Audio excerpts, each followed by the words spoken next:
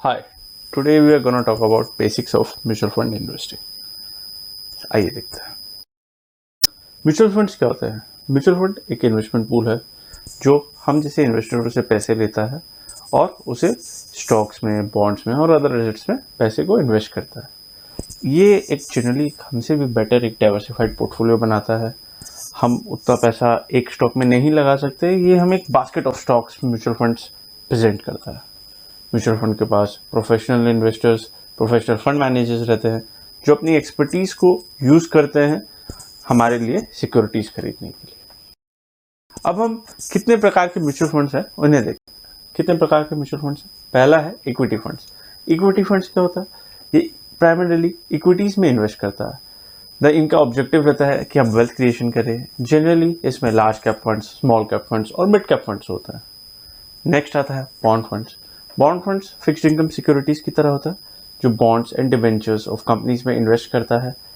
वो treasury bills में, commercial papers में इन्वेस्ट करता है।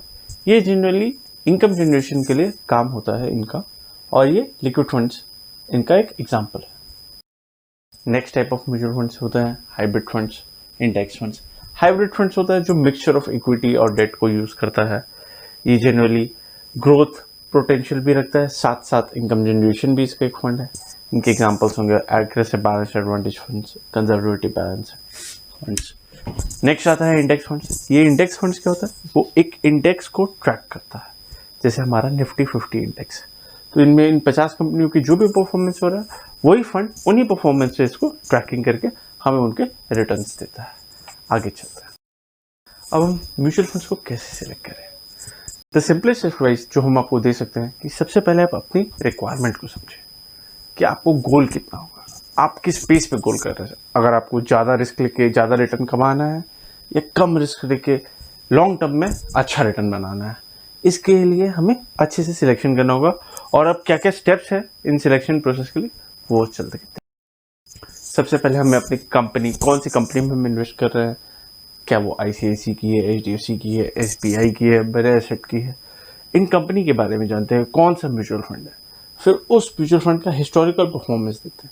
हिस्टोरिकल परफॉर्मेंस जनरली हमें पास्ट परफॉर्मेंस से फ्यूचर परफॉर्मेंस को कंपेयर नहीं कर सकते, लेकिन एक फेयर इंडिकेशन देता है कि हाँ फंड ठीक से मैनेज हो रहा है या नहीं हो रहा है। नेक्स्ट आता है expense ratio. Expense ratio charges है in terms of percentage to mutual fund, generally between 0.1 to 2.5%।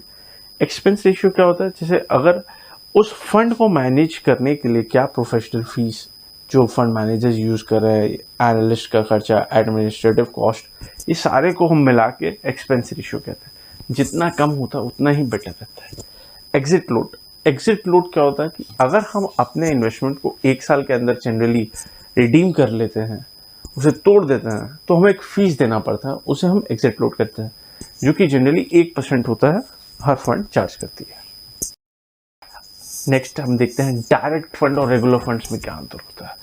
अगर आप इस प्रेजेंटेशन को देख रहे हैं और इस प्रेजेंटेशन से आप एक ही लर्निंग लेना चाहते हैं, तो आप अपने सारे रेगुलर म्यूचुअल फंड्स को डायरेक्ट फंड्स में कन्वर्ट कर दीजिए। उसका क्या डिफरेंस होगा, क्या बेनिफिशियल होगा? डायरेक्ट फंड्स में कोई ब्रोकर कमीशन नहीं होता, रेगुलर फंड्स में ब्रोकर कमीशन इंक्लूड होता है। और ये हमें कैसे इम्पैक्ट करता है आइए हम देखते हैं। समझिए हमारा मंथली SIP है जो कि 10,000 रुपये पर मंथ हम SIP कर रहे हैं 30 साल के लिए। और सेम फंड, डायरेक्ट फंड और रेगुलर फंड सेम ही फंड होता है, वो सब सेम स्कीम होता है और सारे सब इन्वेस्टमेंट सारे सेम होता है। तो वो इन्वेस्टमेंट में हमें 12% मिल रहा है।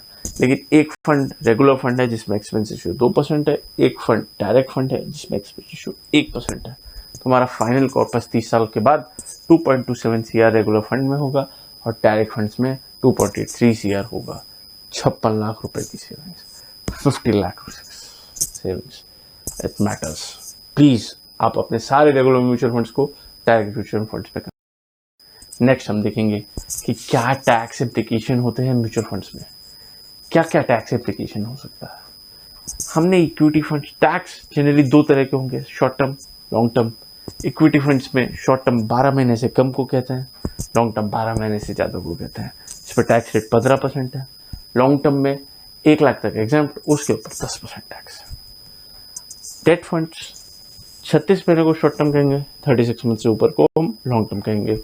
36 मंथ्स के नीचे अगर शॉर्ट टर्म हुआ तो वो सारे पैसे को हम इन्वेस्टर स्लैब रेट में डाल देंगे और 36 मंथ्स के ऊपर जो होगा उसे हम इंडेक्सेशन करेंगे और उस पर टैक्स लगेगा 20% पे।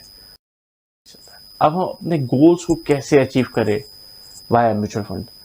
इंस्टेड ऑफ इन्वेस्टिंग रैंडमली, कोई भी म्यूचुअल फंड आया, चलो ठीक लग रहा है कर देते हैं, न्यू फंड ऑफर है इसमें लगा देते हैं, इससे अच्छा हम अपने गोल को आइडेंटिफाई करते हैं, उसका कॉस्ट को आइडेंटिफाई करते हैं, उसे कब हमें अचीव करना है उसके लिए हम इन्फ्लेशन जोड़ते हैं और एक फिगर निकालते हैं कि हम इतने पैसे इतने समय के बाद चाहिएगा।